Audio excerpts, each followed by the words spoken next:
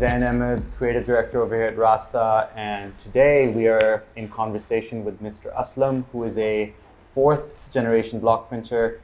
You guys have known him through many of our pieces, and we're going to be having a very frank conversation around the state of artisanship in Pakistan, how we met, and where we see artisanship moving forward within Pakistan, and also along with that, the design aesthetic of Rasta and how it fits in with future collections to come.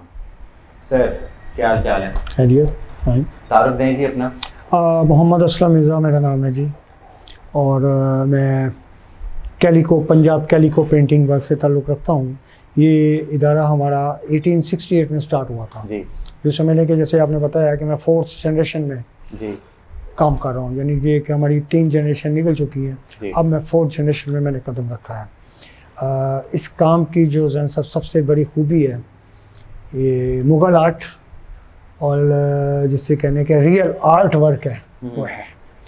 इसकी एक fix नहीं है, इसकी हर time एक नई composition करनी पड़ती है जी। और स्पेशली इसमें हमारा एक ब्रश यूज़ होता है, हम ब्रश वर्क भी है जो कि बहुत कम ब्लॉक प्रिंटिंग में करते हैं। नहीं, अब आप बताएं कि जी ब्लॉक प्रिंटिंग आपने किस तरह शुरू किया, हम किस तरह, हमारी मुलाकात किस तरह हुई? हाँ, मैंने ब्लॉक प्रिंटिंग अपने घर से शुरू की। हमारा तो एक फैमिली वर्क था बिल्कुल, और मैंने इस पे बड़ी मेहनत की है। मेरे बड़ों ने भी मुझे इसमें काफ़ी सिखाया है, इसमें अकोमोडेट किया मुझे जी। अब इसको लेकर आगे चलना और डिज़ाइनों में चेंज करना वो हमने काफ़ी किया। आपकी मेरी मुलाकात हुई थी, याद होगा, हमारी डाची एक इवेंट था, वहाँ भी हुआ था। डाची इवेंट एक ऐसा है, वहाँ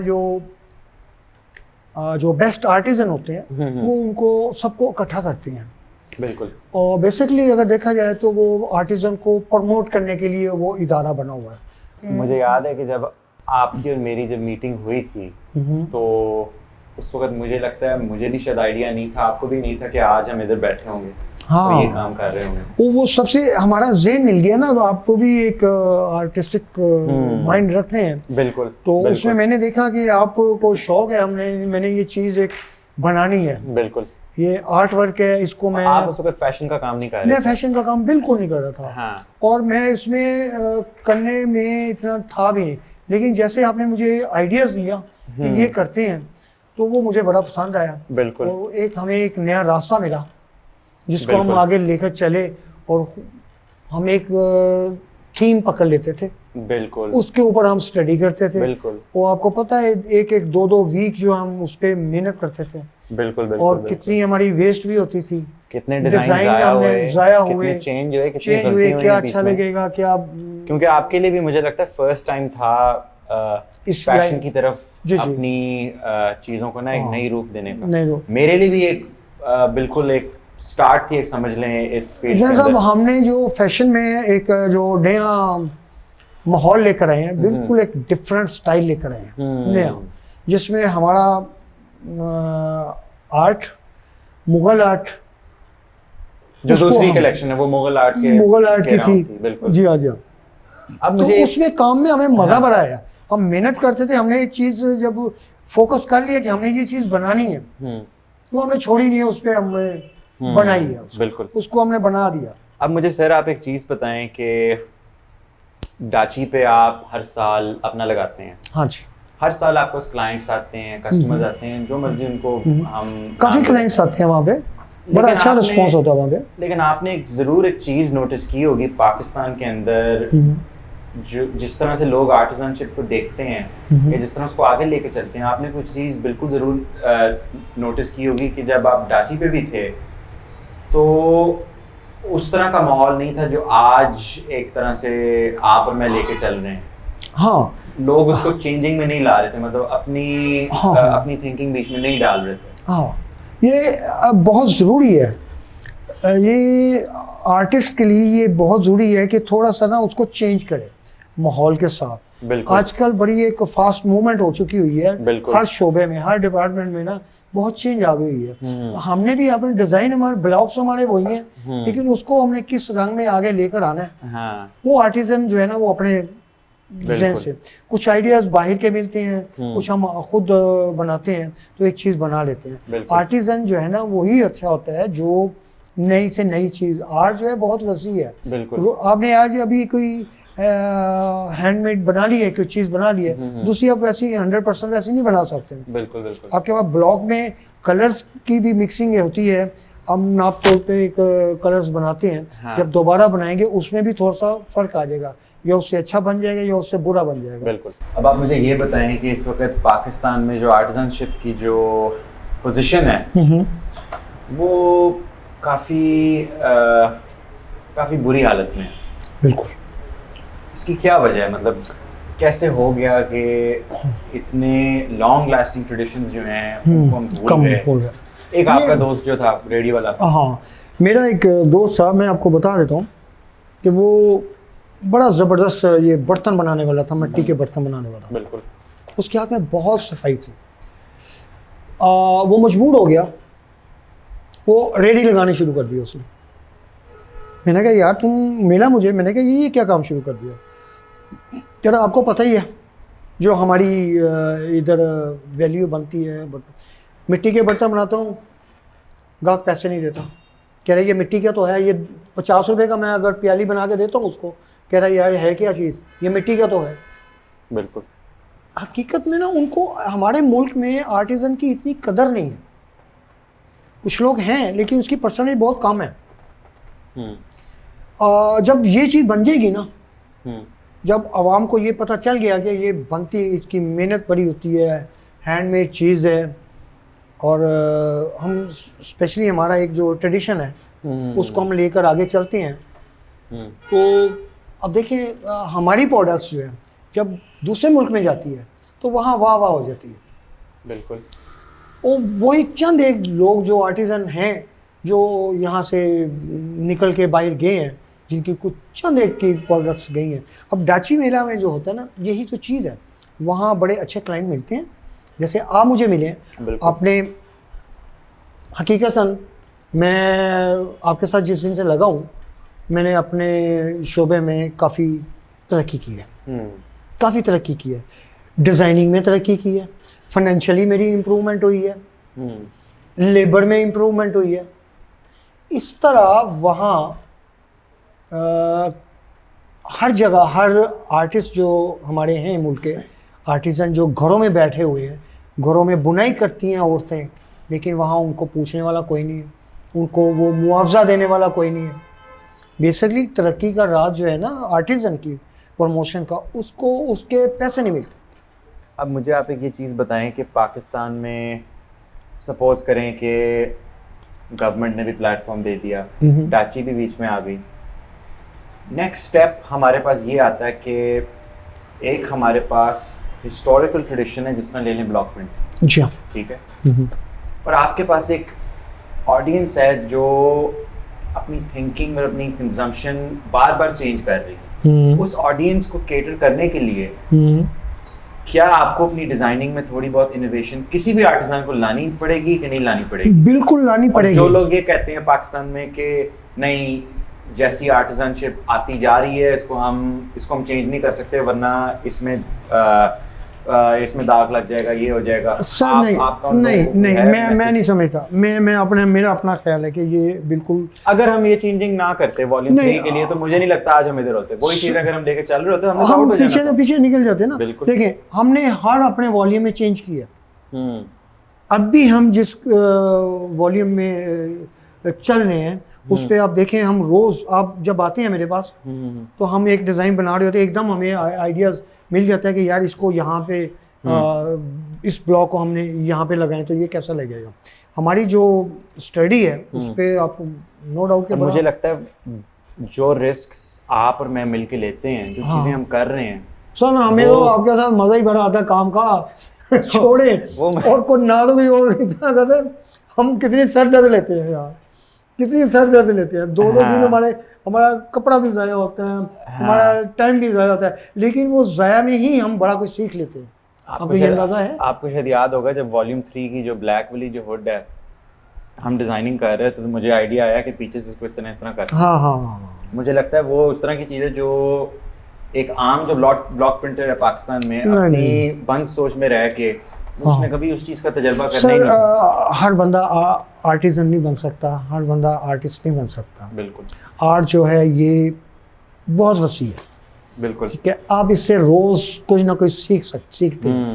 ये तो आप जब रात को लेटते हैं सोते हैं उस वक्त आपको आइडियाज़ मिल जाते हैं। बिल्कुल, मैंने आपसे बड़ा कुछ सीखा है कि कॉम्पोजिशन वगैरह किस तरह करनी है। मैंने आपसे बड़ा कुछ सीखा। ज़रूरी नहीं है कि मैं अपने आप को बहुत समझूं कि मैं आर्टिस्ट बन गया हूँ, मैं मेरे जैसा आर्टिजन कोई नहीं बन सकता। बिल्कुल गलत है। बिल्कुल। बिल्कुल आप हमारे ये बच्चों को देख लें, वो आपसे ज़्यादा इंटेलिजेंट है। नई जनरेशन जो है वो एक नई थिंकिंग के साथ ऊपर आ रही है। बिल्कुल। तो उसको हमें सपोर्ट करना चाहिए उनको। बिल्कुल। देखिए ना, आपकी और मेरी उम्र में बहुत फ़र्क है। मैं जिस लाइन में लगा हुआ था मैं तो लगा हुआ था। आपने मुझे एक बताया कि ये ऐसे भी हो सकता है, मेरे ज़हन में आया हाँ यार क्यों नहीं हो सकता। आपने कहा अगर इसको उठा के यहाँ पे लगा दें तो कैसा लगे। मैंने कहा बहुत अच्छा लगा। हमने असल में कोई ऐसी चीज़ नहीं है, नामुमकिन नहीं है। हमने लेकिन हमने उसको कर लिया। हमने एक चीज़ बना ली है ना, हाँ। तहिया कर लिया कि हमने इसको बनाना है। बिल्कुल। तो वो बना लेंगे, उसका आधा काम हमारी सोच पे ही हो जाता है। हाँ हाँ हाँ बिल्कुल। हमारी रिलेशनशिप मुझे लगता है इस तरह की मज़ा भी बड़ा आता है। हाँ। कि एक तरह से ना कोई दिक्कत नहीं है बनाने में। नहीं, जो आर्टिज़न पाकिस्तान में जिस तरह से भी फंक्शन कर रहा है उसके दिमाग में दिक्कत है। जब आपने पेट के अंदर रोटी 2 वक्त की भरनी हो तो आप दिक्कत से काम करते हो, आप टेंशन से काम करते हो। हमने मुझे लगता है कि क्रिएटिव फ्रीडम बहुत ज़्यादा दी है कि यार ये भी ट्राई कर लेंगे, ये भी ट्राई कर लेंगे, कुछ नहीं होता, कपड़ा ज़ाया हो जाएगा, कुछ नहीं होता, नहीं बिकेगी चीज़।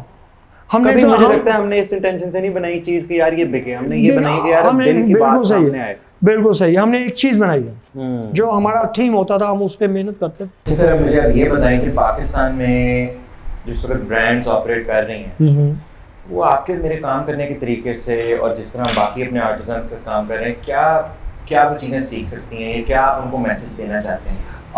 जैन साहब ये एक अच्छा है जो नई चीज़ जो मैं देख रहा हूँ कि अब हर आर्टिजन में ज़्यादातर वो हमारे जो ब्रांड है ना वो आर्टिजन के ऊपर आ गए हैं। किसी हद तक उसके ऊपर आ गए हैं। इसमें ये होता है कि जो आर्टिजन है वो भी आहिस्ता आहिस्ता प्रमोट होता है। फॉर एग्जांपल कि जैसे आपने मुझे पकड़ा है। बिल्कुल। मैंने आपके आइडियाज़ आपने मुझे दिया, मेरी आपकी एक अंडरस्टैंडिंग हुई है डिज़ाइनिंग के ऊपर, हमने ये बनाना है, ये ऐसे करना है कि डिफरेंट मोड।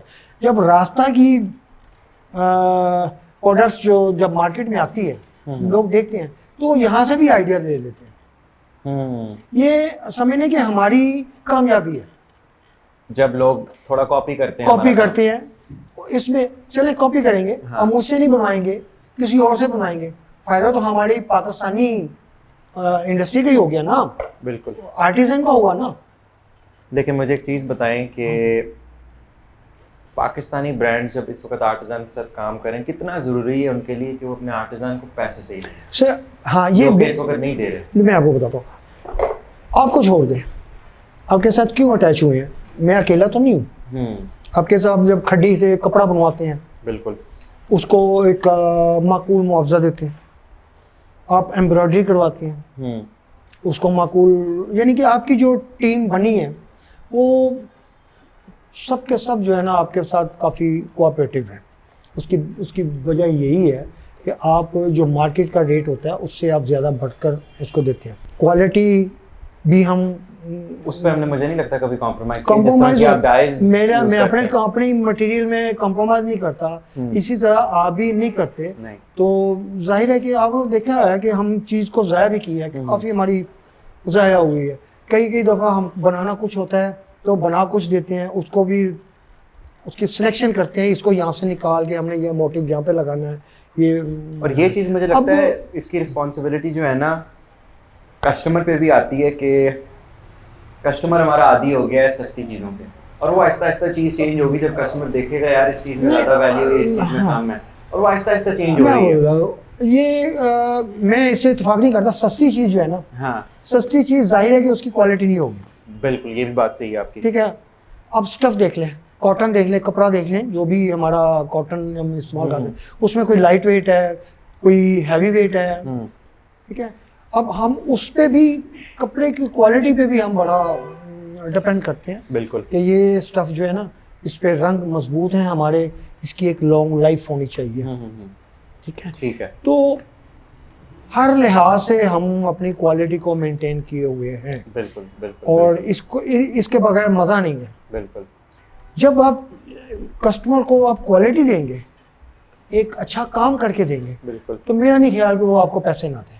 बिल्कुल बिल्कुल, ये भी बात सही है। वो और एक- इसी वजह से मुझे लगता है हमारा कस्टमर आ बाज रहा है बार-बार बाज वापस। कस्टमर ऐसे हैं जो कि कुछ ये समझ लें कि जो कोई अफोर्ड नहीं कर सकता, लेकिन उसके लिए अगर सस्ती चीज़ मिल जाती है तो वो भी एक एक ठीक मार्केट है, में उसका एक मार्केट सेगमेंट में बन जाता है। बिल्कुल तो ऑलमोस्ट यही देखा जाए कि उसमें हमारे अपने पाकिस्तानी मेड जो है ना चीज़, वो जब बिकती है ना तो वो ज़्यादा खुशी होती है। बिल्कुल। अच्छा यार असलम साहब, हमने तो मतलब काफ़ी काम की बातें करनी, लेकिन अब थोड़ा शुगल वुगल भी लग जाए।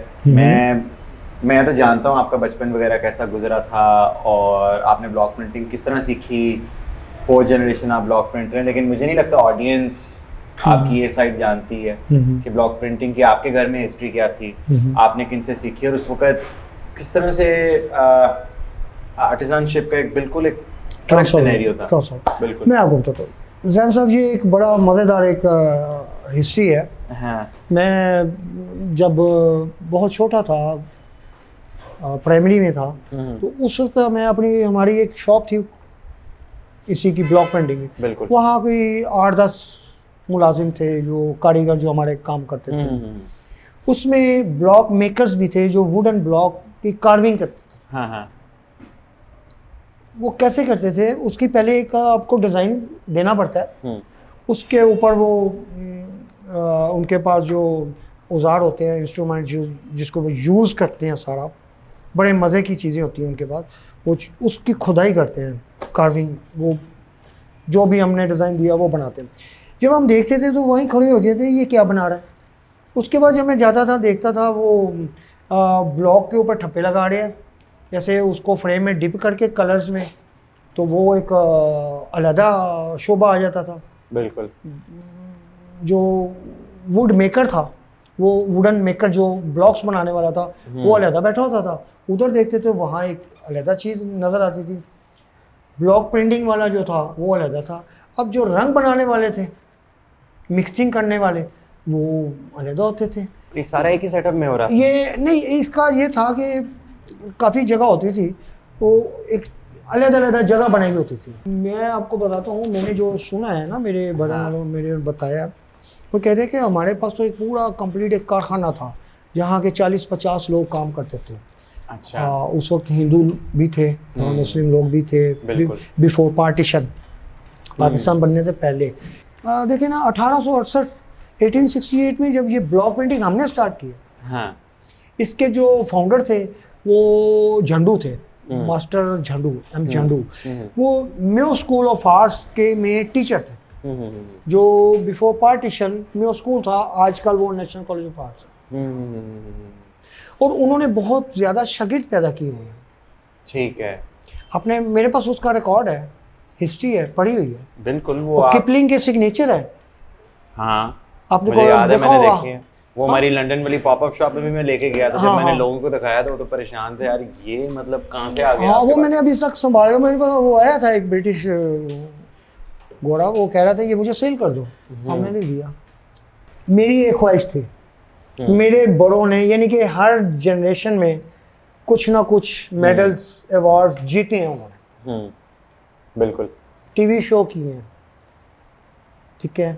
और अब मैं था कि मैं भी कुछ बनाऊं, करूं। मैं वही पूछने लगा था, आप इस पूरी पिक्चर में किस तरह आए? आपके वालिद साहब ने बोला नहीं कि यार नहीं ये नहीं करना, आप कुछ और राउट इख्तियार करो, या ये कर लो, ये वो कर लो, तो आपको किस तरह इस चीज़ का शौक पैदा हुआ? वालिद साहब मुझे सिखाने में, इस काम में राजी तो नहीं थे। राजी नहीं थे? ऑनेस्टली बता रहा हूँ, उनका ख्याल था कि ये अपना जो हैंडीक्राफ्ट है ना, हाँ, वो ज़वाल पजीर हो रहा है, ज़वाल पजीर है। कुछ क्लाइंट्स जो है ना वो मुल्क की हालात पे बड़ा डिपेंड करता है ना आपका बिज़नेस जो है ना।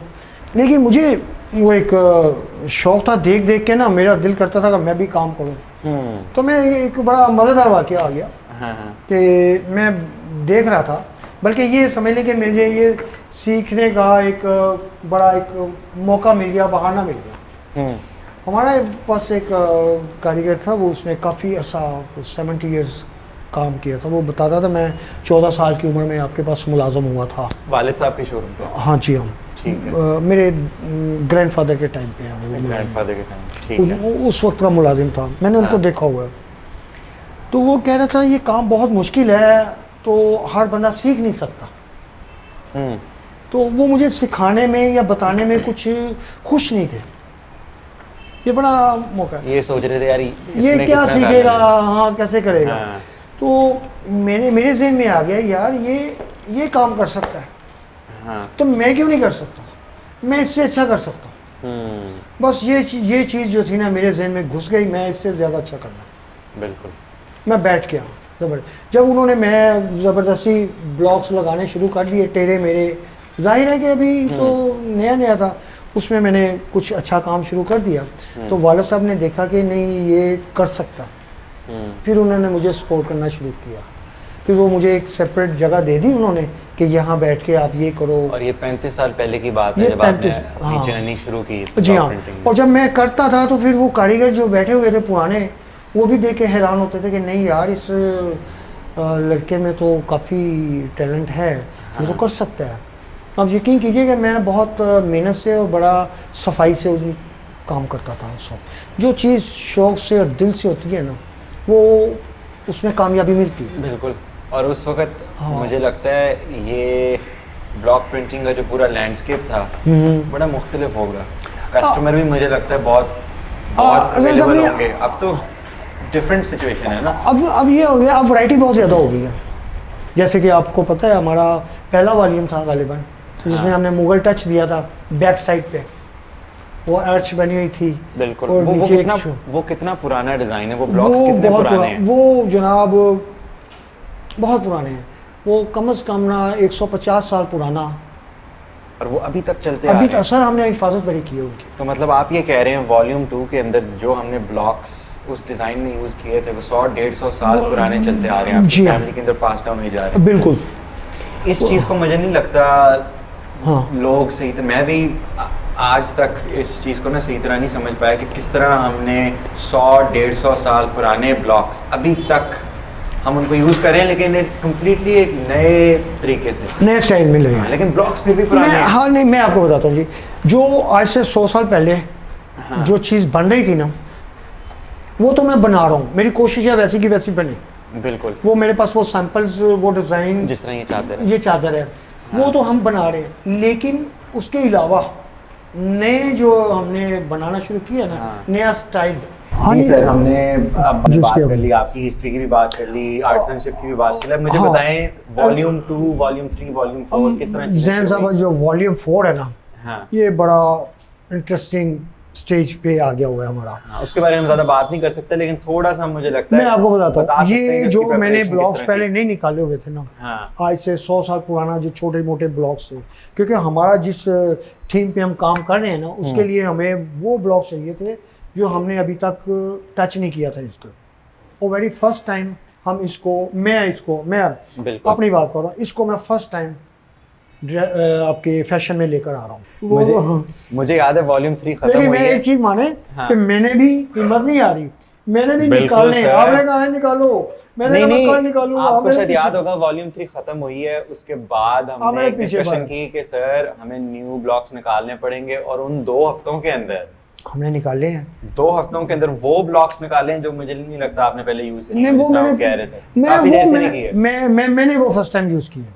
मेरे बड़ों ने तो यूज किए हुए हैं। अरे कितने साल पुराने होंगे यार? ये बहुत पुराने साल है, बहुत बहुत पुराना है। वो ब्लॉक्स इतने जबरदस्त बने हुए हैं, एक खास लकड़ी के बने हुए हैं, और सारा कुछ एनिमल्स हैं, कोई दरख्त के पीसेस बने हुए हैं, दरख्त बने हुए हैं, उसको हमने सारा इकट्ठा करके एक चीज़ तैयार की है जो हमारे 4th वॉल्यूम में इंशाल्लाह। और मुझे लगता है दूसरी एक और चीज़ है जिसमें हम भी आगे बढ़ रहे हैं, वो है ब्लॉक प्रिंटिंग फ़र्क फैब्रिक्स के ऊपर। हाँ। अब ये मैं ऑडियंस को नहीं बताऊंगा कि हम किन चीज़ों के साथ एक्सपेरिमेंट कर रहे हैं। नहीं, हमारी जो बेसिक चीज़ है ना, आपने जो सबसे अच्छी चीज़ की हुई है वो 100% हैंडमेड और प्योर चीज़। 100% कपड़ा हैंडमेड, कपड़ा हैंडमेड, आपकी block printing handmade, block printing handmade, उस पे जो डाइज हैं, सारी कलर्स हैं, हैं, वो हाँ। भी नेचुरल डाइज हैं। डाइज बिल्कुल। सर बड़ा मज़ा आया आज आपसे गपशप लगा कर। मुझे लगता है हमारी जो ऑडियंस जो है ना, उनको भी काफ़ी कुछ सीखने को मिला होगा, सिर्फ आर्टिसनशिप के बारे में भी नहीं, बल्कि आपकी एक जो बैक स्टोरी और आपकी मेरी रिलेशनशिप किस तरह की, हम लोग डिज़ाइनिंग किस तरह से करते हैं, और ये साइड मुझे नहीं लगता हमारी ऑडियंस ने कभी देखी है। और आप और मैं तो इस तरह की गपशप लगाते रहते हैं, लेकिन कभी हमने उनके सामने इस तरह की इतनी फ्रैंक साइड नहीं दिखाई। हाँ, तो ये अगर तो आप है। एक फाइनल क्लोजिंग मैसेज देना चाहें रास्ता कम्युनिटी को। जैन साहब, जैसे काम करने का आपके साथ मज़ा आता है सर प्रिंटिंग में, डिज़ाइनिंग में, और मैं दाद देता हूँ आपको, आपकी जहानत को।